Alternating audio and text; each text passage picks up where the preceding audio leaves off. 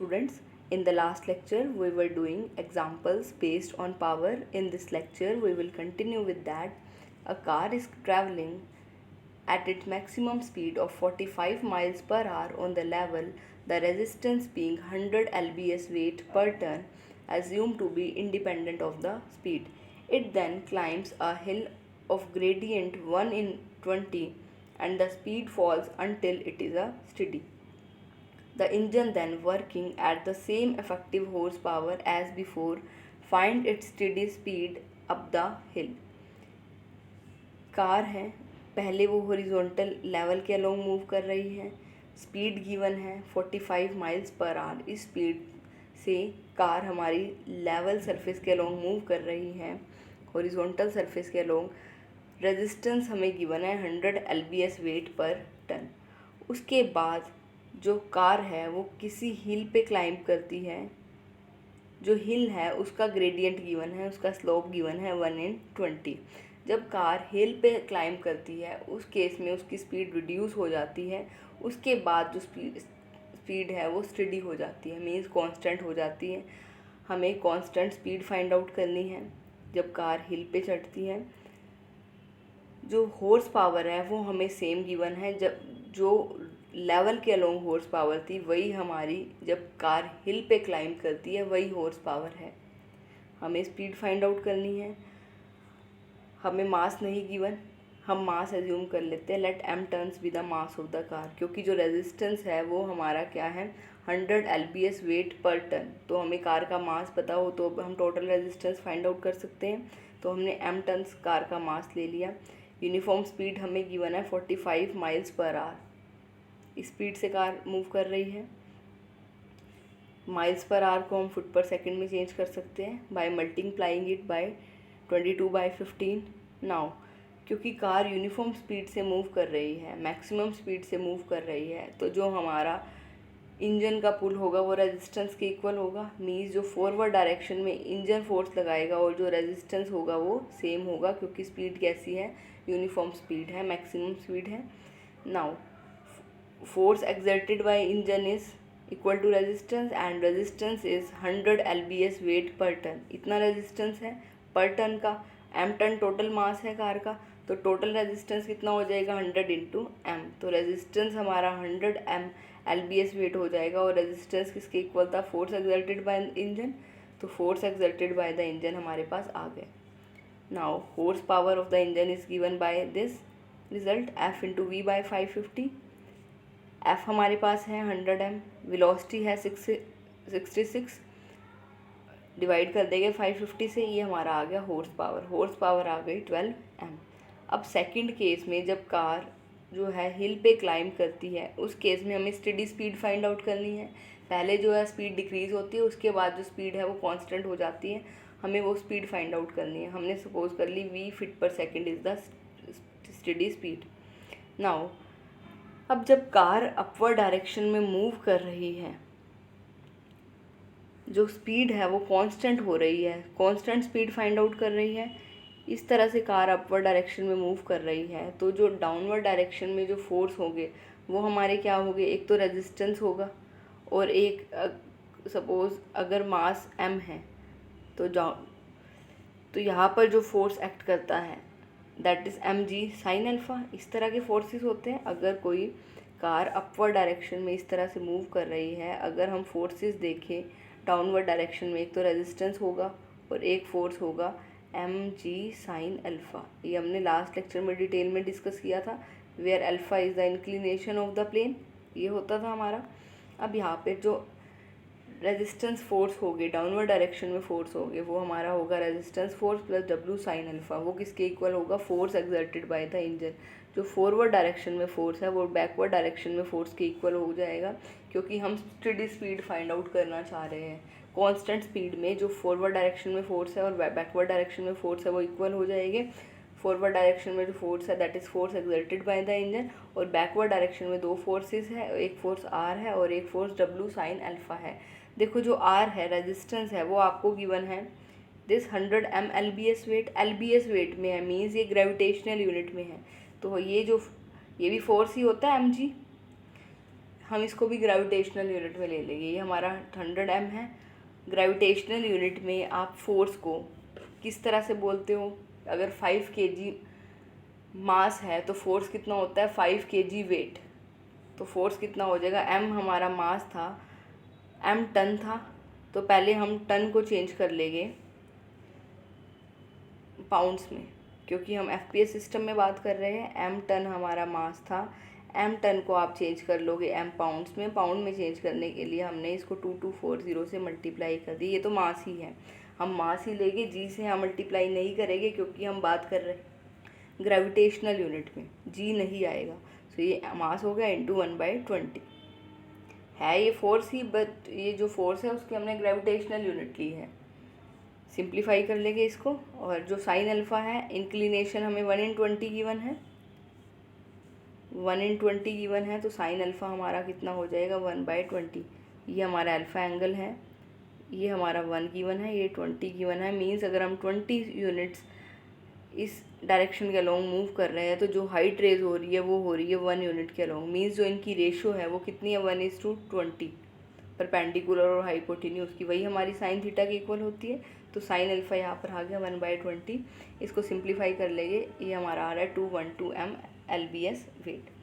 अब horse power हमें given है, चाहे वो रोड पे चले, चाहे वो क्लाइंब पे हिल पे क्लाइंब करे कार, सेम है।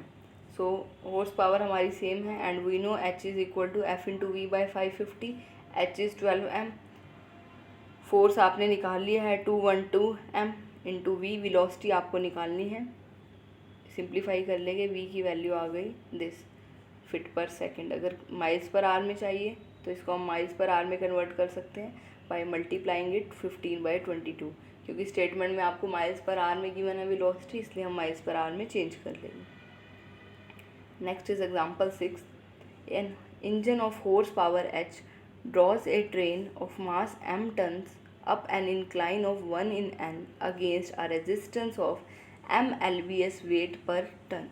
Show that maximum speed of the train is 550 hn over m into 2240 plus mn feet पर सेकेंड। इंजन है, उसकी हॉर्स पावर गिवन है हमें, ट्रेन है, उसका मास गिवन है m tons, mass of train m tons given है। Tons को हम चेंज कर सकते हैं LBS में, 2240 से मल्टीप्लाई कर देंगे। Now mass of the train हमारे पास ये है। अब हमें यहाँ पर रेजिस्टेंस गिवन है m LBS weight per ton, इतना रेजिस्टेंस है। m LBS वेट 1 टन के लिए है, टोटल टन कितने हैं? m टन, तो टोटल रेजिस्टेंस कितना हो जाएगा? m into m LBS weight, इतना रेजिस्टेंस हो गया हमारा। जो कार है वो इंक्लाइंड प्लेन के अलोंग मूव कर रही है, जो इंक्लिनेशन गिवन है वो गिवन है 1 in n, means this is 1, this is n, इस तरह से गिवन है।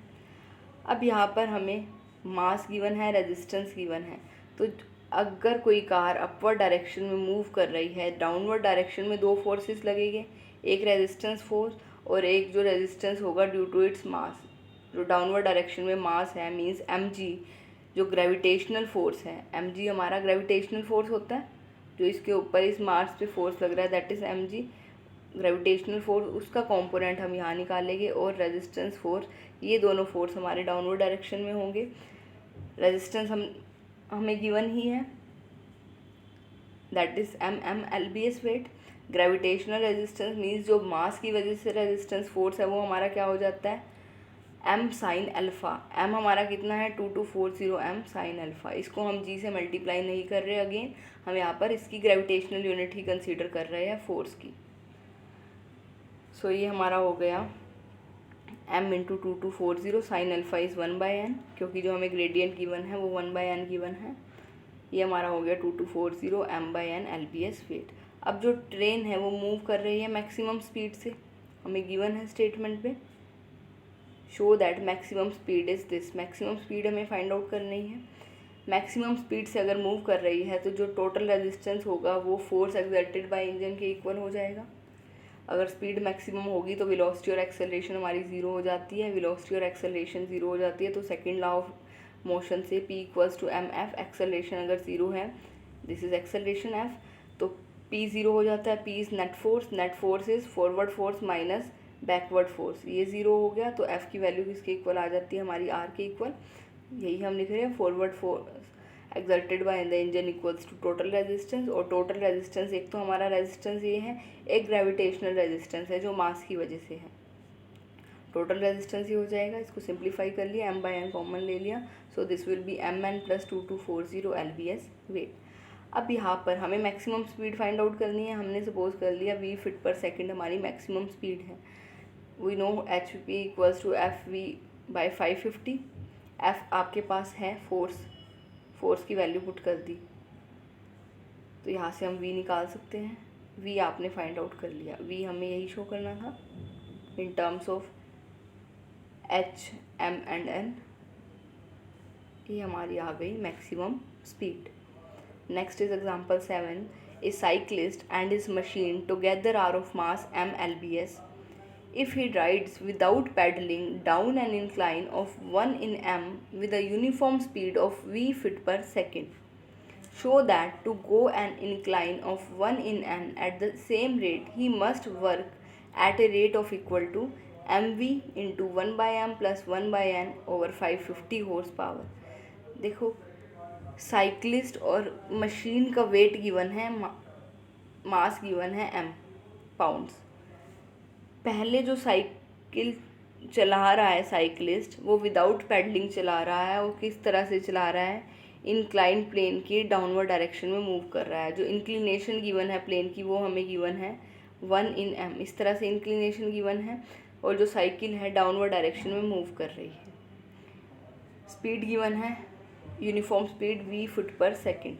उसके बाद जो है अपवर्ड डायरेक्शन में मूव हो रहा है। पहले हमें डाउनवर्ड डायरेक्शन में मूव हो रही है साइकिल, तो हम रेजिस्टेंस लिख सकते हैं।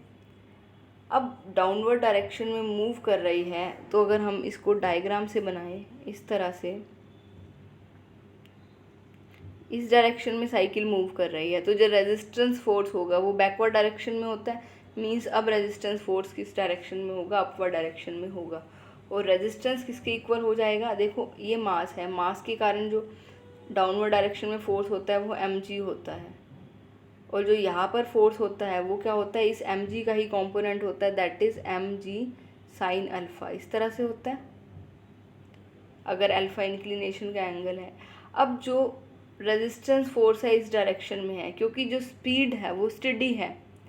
स्टेडी स्पीड के केस में जो r है, मीन्स जो अपवर्ड डायरेक्शन में रेजिस्टेंस फोर्स है वो डाउनवर्ड डायरेक्शन में जो फोर्स एक्ट कर रहा है उसके इक्वल होगा। डाउनवर्ड डायरेक्शन में तो जो फोर्स एक्ट कर रहा है वो mg sin अल्फ़ा है। It means mg sin alpha हमारा रेजिस्टेंस के इक्वल हो जाएगा जब साइकिल डाउनवर्ड डायरेक्शन में मूव कर रही है।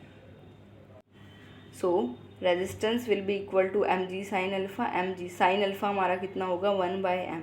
जो फर्स्ट केस में वो ग्रेडियंट गिवन है, स्लोप गिवन है, वो गिवन है 1 in m, तो sin अल्फ़ा हमारा 1/m हो जाएगा, दैट इज़ mg/m पाउंडल्स। इतना रेजिस्टेंस हो गया हमारा। अब जो साइक्लिस्ट है वो अपवर्ड डायरेक्शन में मूव कर रहा है, उस केस में जो फोर्स होगा वो किसके इक्वल होगा, डाउनवर्ड डायरेक्शन में जो फोर्स होगा वो इक्वल होगा, अगर अपवर्ड डायरेक्शन में मूव कर रहे हैं तो डाउनवर्ड डायरेक्शन में जो फोर्सेस होंगे, एक तो रेजिस्टेंस फोर्स होगा और एक फोर्स होगा मास की वजह से, that is mg sin alpha, यही फोर्स होगा। सो टोटल रेजिस्टेंस जो होगा वो हमारा कितना होगा, frictional force plus resolve part of weight. Weight का रिजॉल्व पार्ट कितना हो जाएगा mg/n, क्योंकि जो रिजॉल्व पार्ट होगा ये हमें गिवन है m, मास, डाउनवर्ड डायरेक्शन में फोर्स mg, ये हमारा होता है mg sin alpha. sin alpha कितना हो जाएगा 1/n, तो ये हो जाएगा mg/n, क्योंकि अब इंक्लिनेशन 1 in n है, तो sin अल्फ़ा की जगह 1/n, तो ये तो आपका हो जाएगा कंपोनेंट ऑफ वेट। अब आपको देखना है frictional force. Frictional force means resistance, resistance plus mg sin alpha होता है, ये आपका mg sin अल्फ़ा है, ये आपका रेजिस्टेंस है। रेजिस्टेंस आप ऑलरेडी कंप्यूट कर ही चुके हो, रेजिस्टेंस कितना है mg/m। इसको सिंप्लीफाई कर लिया, ये आपका आ गया 1/m प्लस 1/n mg पाउंडल्स। ये पाउंडल्स में है, lbs वेट में कन्वर्ट कर सकते हैं, ये आपकी एब्सोल्यूट यूनिट है। ग्रेविटेशनल यूनिट में कन्वर्ट करने के लिए इसको g से डिवाइड कर देंगे, g से डिवाइड कर देंगे तो ये g कैंसिल हो जाएगा। ये आपका आ गया lbs वेट में। lbs वेट में इसलिए कन्वर्ट किया क्योंकि हॉर्स पावर में जब आप फोर्स पुट करते हैं वो किसके इक्वल किस वो होता है ग्रेविटेशनल यूनिट में। देखो ये आपने टोटल रेजिस्टेंस निकाला था, क्योंकि जो स्पीड है वो स्टेडी है। स्टेडी स्पीड के केस में जो हमारा रेजिस्टेंस है वही फोर्स के इक्वल हो जाता है। सो हॉर्स पावर क्या हो जाएगी, आर वी बाई 550। आर और एफ इक्वल ही हो जाते हैं जब स्पीड स्टेडी हो। वी हमारी स्टेडी स्पीड है, सो हम एफ को आर से रिप्लेस कर सकते हैं। तो आर हमारा ये है total resistance into v by 550। तो ये हमारी आ गई हॉर्स पावर, यही हमने कंप्यूट करनी थी। Next is example 8th। A body of mass m lbs starts from rest with a speed of u feet per second. The body moves under the action of a force which does work at a constant rate of h horsepower. Prove that equation which determines the speed of velocity at any time is t is m into v dv by dt equals to 550 gh. Write down the initial acceleration of the body in terms of m, h and u, and prove that the time which acceleration takes to fall to 1/4 of its initial value is 3 mu square over 220 gh. देखो सबसे पहले तो हमें body given है जिसका मास m है। Start body ने rest से किया, मीन्स उसकी इनिशियल वेलोसिटी 0 है। उसके बाद जो स्पीड है दैट इज़ u फुट पर सेकेंड। बॉडी का मास m गिवन है, बॉडी ने रेस्ट से स्टार्ट किया, पहले बॉडी रेस्ट पे थी, जिस स्पीड से स्टार्ट किया वो हमारी गिवन है u फुट पर सेकेंड। यहाँ पर देखो ध्यान देंगे, पहले जब बॉडी रेस्ट पे थी तो जिस स्पीड से स्टार्ट किया उसकी स्पीड u फुट पर सेकेंड थी। उसके बाद जो बॉडी है वो मूव कर रही है, कुछ फोर्स एक्ट कर रहा है उसके ऊपर, उस फोर्स है, और जो हॉर्स पावर है वो हमें गिवन है h हॉर्स पावर। हमें फाइंड आउट करना है जो स्पीड है वो हम इस रिलेशन से डिटरमिन कर सकते हैं, मीन्स जो स्पीड है वो इस रिलेशन को सेटिस्फाई करेगी। सबसे पहले तो हमें ये फाइंड आउट करना है, उसके बाद हमें इनिशियल एक्सेलरेशन निकालनी है, फिर हमें वो टाइम निकालना है जब एक्सेलरेशन जो है, पहले तो इनिशियल एक्सेलरेशन निकालेंगे, अभी हमें नहीं पता इनिशियल एक्सेलरेशन कितनी है, फिर हम निकालेंगे कितने टाइम के बाद जो एक्सेलरेशन है वो 1/4 हो जाती है इनिशियल वैल्यू के। इनिशियल वैल्यू पता होगी तभी हम उसकी 1/4 फाइंड आउट कर सकते हैं। हमें बताना है कितने टाइम में एक्सेलरेशन 1/4 हो जाएगी, और वो टाइम हमें दिखाना है, ये होगा 3 mu स्क्वायर ओवर 220 gh। सबसे पहले तो हम दिखाएंगे जो वेलोसिटी है वो ये एक्सप्रेशन सेटिस्फाई कर रही है। हमने सपोज कर लिया एफ lbs वेट है जो फोर्स एक्ट कर रहा है बॉडी पे फोर्स एक्ट कर रहा है। It is given that the body moves under the action of a force. So force हमने ले लिया एफ lbs वेट, और जो हॉर्स पावर है वो हमें h गिवन है, तो h को हम लिख सकते हैं h will be f into v by 550, और v हमने वेलोसिटी ले ली। अगर v वेलोसिटी है, f फोर्स है, तो हॉर्स पावर क्या हो जाती है, h equal to f into v by 550। हमने एज्यूम कर लिया, वेलोसिटी भी एज्यूम कर ली, फोर्स भी एज्यूम कर लिया। तो f की वैल्यू यहाँ से निकाल सकते हैं, f will be 550 into h by v pounds weight. ये पाउंड्स वेट में आया, lbs वेट में, मीन्स ये फोर्स की ग्रेविटेशनल यूनिट है। हम इसको पाउंडल्स में चेंज कर देंगे by multiplying it by g. ये आपकी आ गई एब्सोल्यूट यूनिट। अब एक्सेलरेशन क्या होती है, dv बाई dt। अगर वेलोसिटी v है, acceleration will be dv by dt। By Newton second law of motion we can write force is equal to mass into acceleration. Mass is m, acceleration is dv by dt and force is this 550 hg by v। यहाँ से हम इसको इस तरह से लिख सकते हैं, m into v d v by d t equals to 550 hg। v को यहाँ लेकर नाउ यही हमने एक्सप्रेशन शो करना था कि अगर हॉर्स पावर h है, मास m है, वेलोसिटी v है, तो ये एक्सप्रेशन सेटिस्फाई होगा वेलोसिटी।